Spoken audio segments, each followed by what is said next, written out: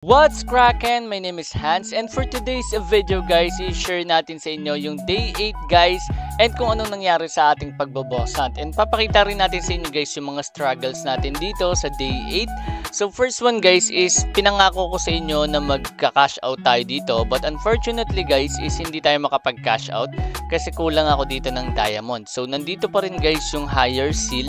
So di muna natin siya ibebenta or pwede natin siyang ibenta para magka-diamonds. Tapos ang gagawin ko is try ko na lang ulit makapulot na itong higher seal. Then once na makapulot ulit tayo nun, doon natin nagka-cash out guys. But for now, kailangan muna natin siyang i-sell. Okay, so register lang natin to. So need natin yan guys mag-sell para magkaroon ako ng diamonds. And kung makikita nyo, 0 diamonds tayo dito. At ngayon guys, ipapakita na natin sa inyo yung nangyari dito sa ating boss hunt. And let's go! A few inches later. So bago tayo guys mag-start sa pag-share ng ating journey, send muna natin to kay Bossing Ho1 Shield. So ayan, nag-send siya sa atin guys ng 10 coupon. Ayan, isi-send na natin yan guys. Okay? So ayan, thank you sa'yo and shoutout sa'yo Bossing. And kay Ninja Pack, shoutout din sa'yo. So send din natin to.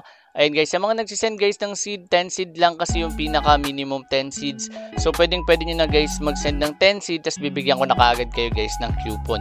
So yung coupon na yan, hindi ko pa alam kung ano yung laman na yan. So sa mga nasenda natin, please update nyo ako regarding dun sa laman para syempre guys ma-share natin siya sa video. So guys, tara na and let's go! So ito yung ating first boss. Ayan, ito shinare lang to sa atin ni Jen. So shoutout sa'yo, kagilid kasi natin yan. So nag-share siya sa atin ng location. So ito guys, gagamba FFA to, kasama natin dito yung mga ka-server which is Rook din, and kung di naman ka-server guys is ayan yung mga ka-friendly union natin.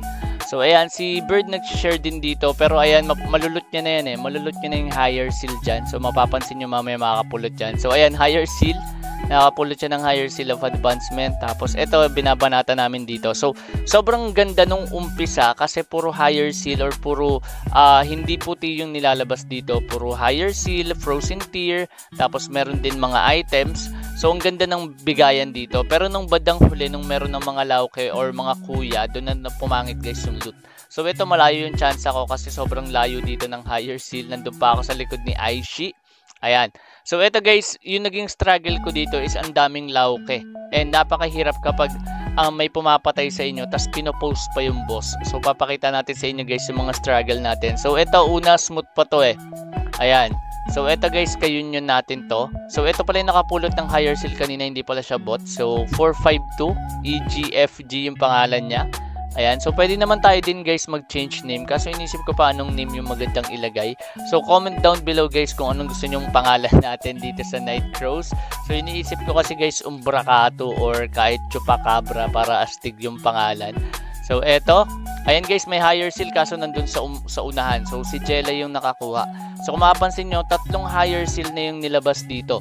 Pero pagdating dun sa Lauki guys, sobrang pangit ng bigayan sa kanila. Ngayon, ipapakita naman natin sa inyo guys. Ito naman yung mahirap na pagbobossan kapag may nagko-contest. So ito, example natin, etong Forgotten Grish. Ayan, so ito Forgotten Grish. So ayan guys, nandito na yung mga lauke. So ang hirap pumesto dyan, tapos pinopost pa nila yan. Actually, namatay na ako dito, napatay ako ni Kisame. Bumalik lang ako ulit kasi nag-reset yung Grish dito. So ayan. So ano bang mga diskarte nyo guys kapag meron kayong mga kalaban? So comment it down below para syempre guys matulungan nyo ako kasi nahihirapan talaga ako pag may kalaban Ayan, kasama natin dito si Maru. So ang naging goal namin dito is every 12 hanggang 2 AM is nagbo-boss hunt kami. So ayun yung pinaka-routine namin. So 2 hours lang kasi nung nakaraan nagtatagal ako mag-boss hunt kaso hindi siya productive kasi hindi naman laging may boss talaga Kailangan may kasama ka talaga nag-iikot. So ayun yung marirecommend ko sa inyo. So ito, mamamatay tayo dito. Ayan. So ayan, hinit pa tayo. Tapos wala akong magawa. Corner ako dito ni Kisame. Ayan, si Kailin. Nahuli ba si Kailin? Hindi binanatan si Kailin. So ayan, sobrang laki ng damage nito guys. So ayan, napatay ako ni Kisame. So ayan, nag times 5 yan pero di ko na binalikan. Ang ginawa ko na lang dyan is chinek ko na lang kay Maru.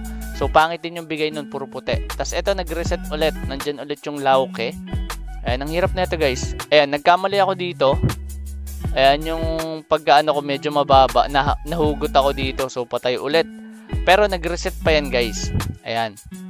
Tapos eto, gagamba ulit. Magre-reset din ulit na guys. Ganito ginagawa nila, mag-hold sila. Sobrang onti lang. Sobrang active kasi nila guys sa Discord malamang nasa Discord yan, or kung hindi man sa Discord, siguro todo type sila na stop. Okay, so ayan wala sila So meron pa yan, ang gagawin nila, nakastop yan, tapos karamihan sa kanila maghahabol. So ang hirap niyan guys.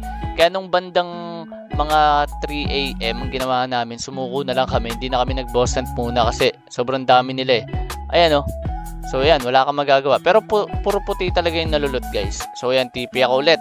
Ngayon, ito na yung last na boss. So itong last na boss na to guys, ito wala rin ako napulot dito. Yung araw ko hindi siya productive kasi wala tayong na loot. Pero kung mapapansin nyo, yung positioning ko dito sa last ang ganda. Ang kaso lang, ayan, medyo malayo lang din ako. Kaso, puro puti lang talaga yung dinadrop dyan. So guys, ayun na yung ating day 8 and abangan nyo guys yung ating day 9 kung makakapag-cash out na tayo.